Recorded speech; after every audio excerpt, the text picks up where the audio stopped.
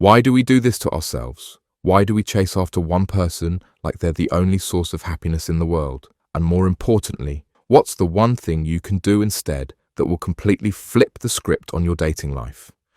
I'm going to tell you exactly what to do, but first you need to understand why chasing never works. Because if you don't get this part, you'll just repeat the same mistake with the next person. You know exactly what I'm talking about. That one person who consumes your thoughts, who you check on constantly, who you analyze every interaction with until you've memorized their patterns like a detective studying a case. You refresh their social media, you craft the perfect texts, you wait for their responses like your entire day depends on it. But here's what's really happening that nobody talks about. You're not just chasing them, you're actually training them to lose interest in you. And I'll explain exactly how this psychological trap works in just a moment. Think about it. When was the last time you felt truly content alone? When was the last time you made a decision without wondering what they would think? The answer to these questions reveals the real problem, and it's not what you think. The truth is, chasing one person is a symptom of something much deeper. It's a sign that you've forgotten how to be the main character in your own story. You've become a supporting actor in someone else's life, but that's just the surface level issue. The deeper problem is this. Every time you chase, you're actually communicating something to their subconscious mind that kills attraction. And I'm going to show you exactly what message you're sending. But first, let me explain why your brain tricks you into chasing in the first place. Here's what nobody tells you about this pattern. The more you chase, the further away you push what you actually want. Not just from them, but from yourself. Every time you prioritize their attention over your own growth, you're sending a message to the universe and to your own subconscious that you're not enough on your own. And you know what? They can feel it too. That desperation, that need, that energy that says, please validate me in every interaction. But here's the psychological reason why this repels people, and it's going to shock you. When you chase someone, you're essentially communicating that you have lower value than them. Your subconscious mind is telling their subconscious mind, I need you more than you need me. And human psychology is wired to be attracted to people who seem to have options, not people who seem desperate. But that's still not the main thing you need to understand. The real breakthrough comes when you realize what you're actually chasing. It's not them. It's the feeling you think they can give you. That feeling of being chosen, of being special, of being worthy of love and attention. And here's the part that changes everything. That feeling already exists inside you. You've just been looking for it in the wrong place. But knowing this isn't enough. You need to know exactly how to access that feeling. And that's where the strategy I'm about to share becomes crucial. The person you're chasing, they're just a mirror reflecting back your own need for self-worth. And mirrors can't fill the void inside you. Only you can do that. But here's the specific method that makes this actually work in real life. You become selectively available. Not games, not manipulation, just genuine selectivity. But this only works if you understand the 3-step process I'm about to explain. Skip any of these steps and you'll just end up playing hard to get, which backfires completely. Step 1. You redirect that investigative energy you've been using to decode their behavior, and you use it to understand your own patterns instead. But you can't just understand them. You have to actively interrupt them. And the way you interrupt them determines whether this strategy works or fails. Step 2. You take that passion you've been pouring into them and you channel it into your own goals. But not just any goals. There are specific types of goals that make you magnetic to others and goals that make you even more needy. I'll tell you the difference, but first you need to understand why most people get this backwards.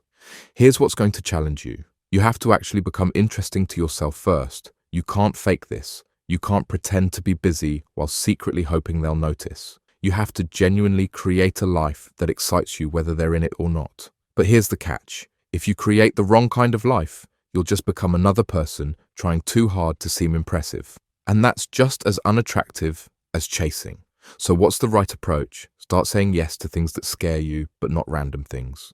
There's a specific category of activities that builds the kind of confidence that naturally attracts people. Join that class you've been thinking about, but make sure it's the type that develops your character, not just your resume. Take that trip you've been postponing, but here's the key. Take it for yourself, not for the social media posts. Have conversations with people who challenge your thinking. Read books that expand your perspective. Create something that didn't exist before you touched it. And here's what's going to happen when you do this correctly. As you start building your own life, something shifts in your energy. You stop needing their attention because you're getting fulfillment from other sources. But there's a specific moment when you know this transformation is complete and you have to watch for it. the desperation fades, the neediness dissolves, the anxiety about where you stand with them starts to quiet because you're standing firmly on your own ground. But this is still just the preparation phase. The real magic happens when you understand the psychology of attraction itself. People are drawn to those who have their own lives, their own goals,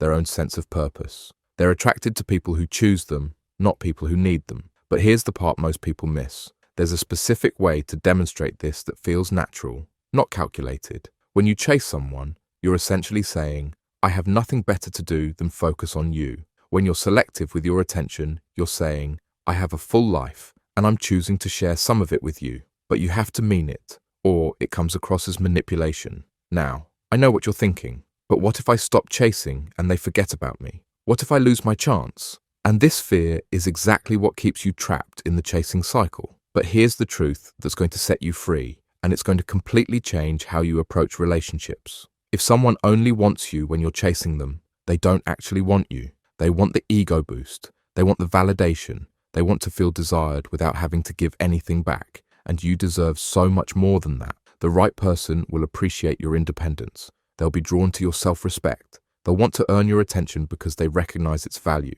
But here's how you know if someone is worth your time, and this test never fails. When you stop chasing others and start building yourself, you discover something profound. You realize that you're actually pretty amazing company. You remember what it feels like to be excited about your own thoughts, your own dreams, your own possibilities. But the transformation isn't complete until you implement what I call the energy audit. Every time you feel the urge to reach out to them, to check on them, to think about them, you're going to ask yourself one question. What would I do with this energy if they didn't exist? Then you're going to do that thing instead. You're going to text a friend you haven't talked to in a while. You're going to work on that project you've been avoiding. You're going to go for a walk and actually notice the world around you. And here's what's going to surprise you.